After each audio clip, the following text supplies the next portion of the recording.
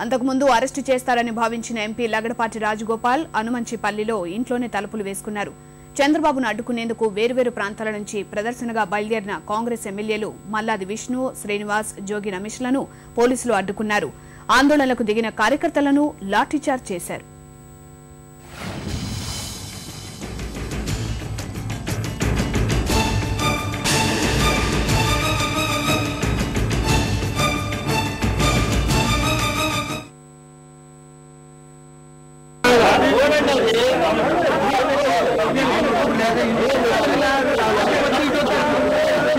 కృష్ణా జిల్లాలో వస్తున్నా మీకోసం పాదయాత్ర ప్రవేశించగానే చంద్రబాబును కలిసి సమైక్యాంధ్రకు మద్దతుగా వినతిపత్రం ఇవ్వాలని రాజగోపాల్ నిర్ణయించారు. అందుకోసం అనుమంచిపల్లిలో మకాం వేసి కార్యకర్తల్ని సమీకరించేందుకు నేతలతో మంతనాలు సాగించారు.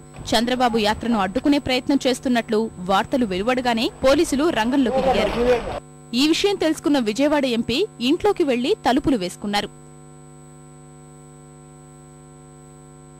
ముందు జాగ్రత్తగా అనుమంచిపల్లిలో భారీగా బలగాల్ని మోహరించారు. ఒకానొక సమయంలో తలుపులు బద్దలు కొట్టి లగడపాటిని అరెస్టు చేసేందుకు యత్నించారు.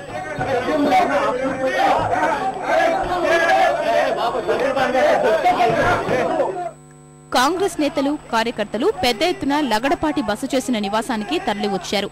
నినాదాలతో పరిస్థితి ఉద్రిక్తంగా మారింది. ఆయన్ని కలిసేందుకు వచ్చిన వారిని వచ్చినట్లే పోలీసులు అదుపులోకి తీసుకుని అక్కడి నుంచి తరలించారు.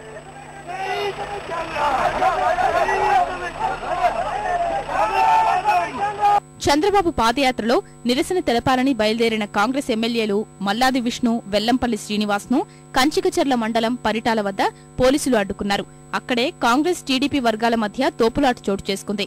కీసర వద్ద ఎమ్మెల్యే జోగి రమేష్, తెలుగుదేశం నేత జయమంగళ వెంకటరమణ మధ్య వాగ్వాదం జరిగింది. కాంగ్రెస్ కార్యకర్తలు ఘర్షణకు దిగారు.